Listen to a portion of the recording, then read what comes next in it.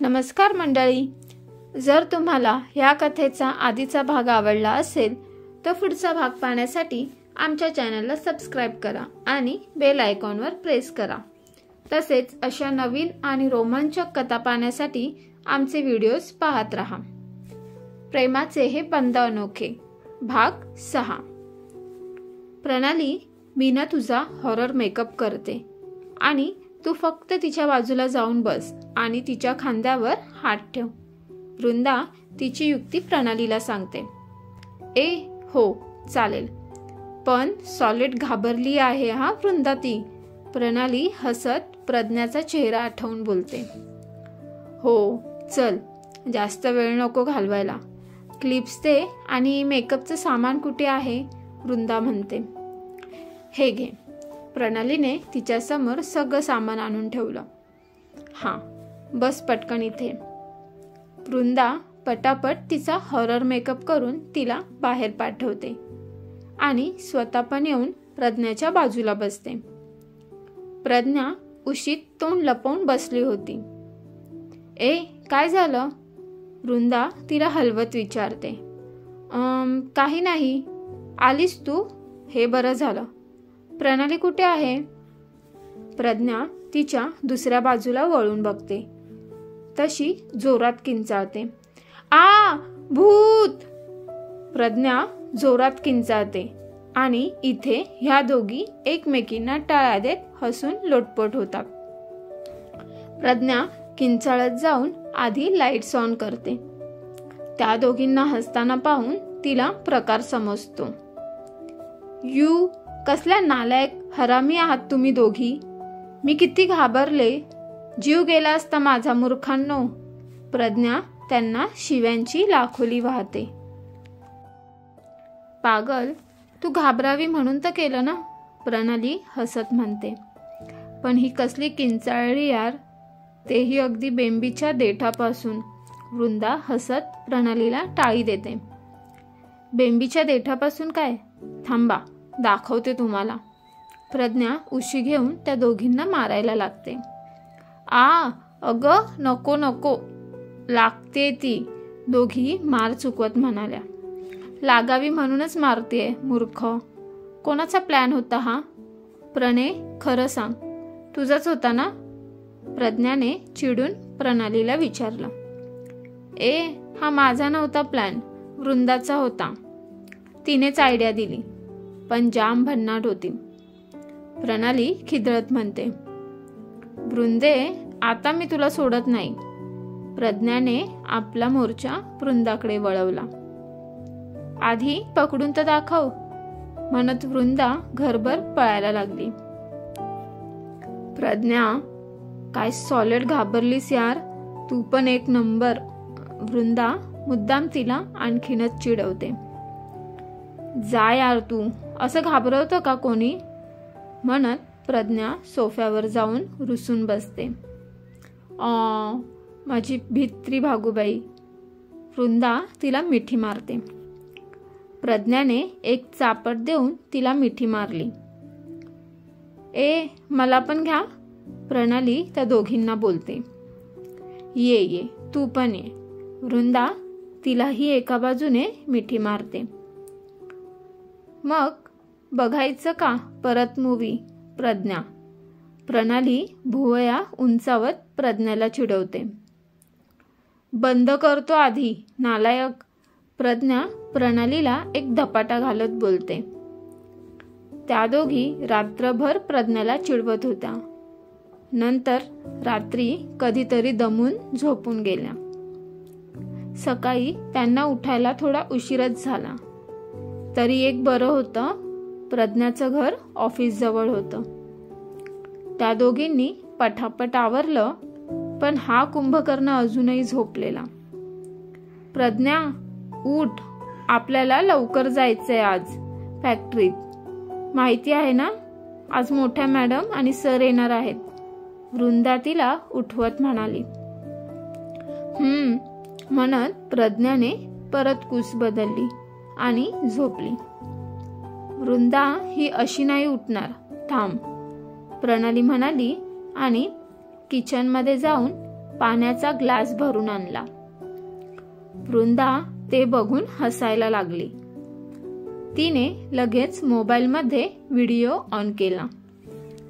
1, 2, 3 म्हणत प्रणालीने ग्लासमधलं सगळं पाणी प्रज्ञाच्या तोंडावर जोरात उडवलं. भूत भूत म्हणत प्रज्ञा उठून बसली.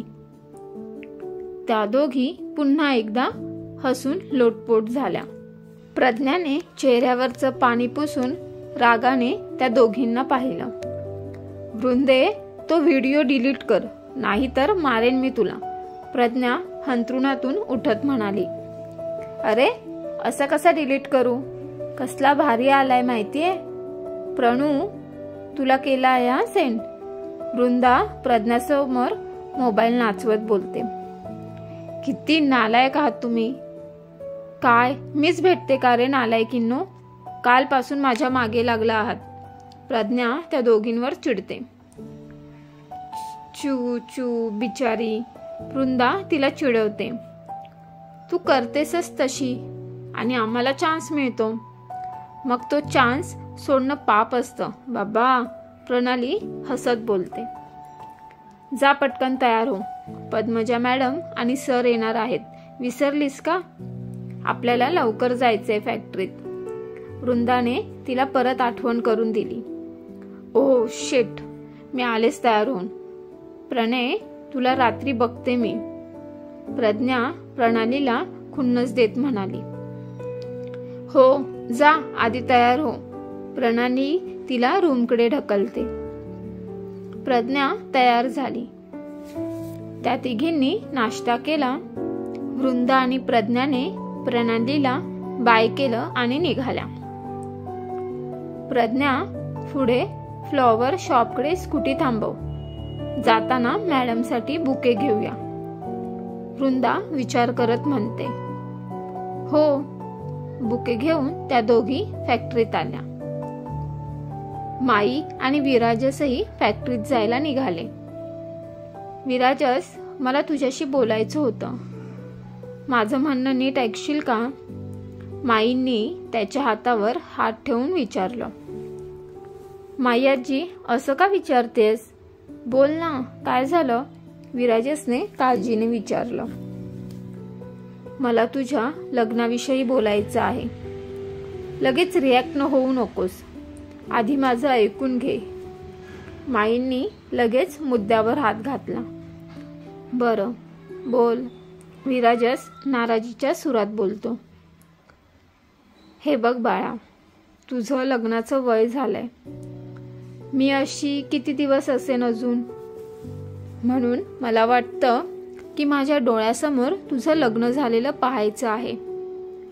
तुझ्या फ्रेंड सर्कलमध्ये किंवा दुसरी कोणती मुलगी तुला आवडते का? तर तसं स्पष्ट सांग. पण एक आहे, आधीच सांगते, मुलगी माझ्याही पसंतीस पडली पाहिजे.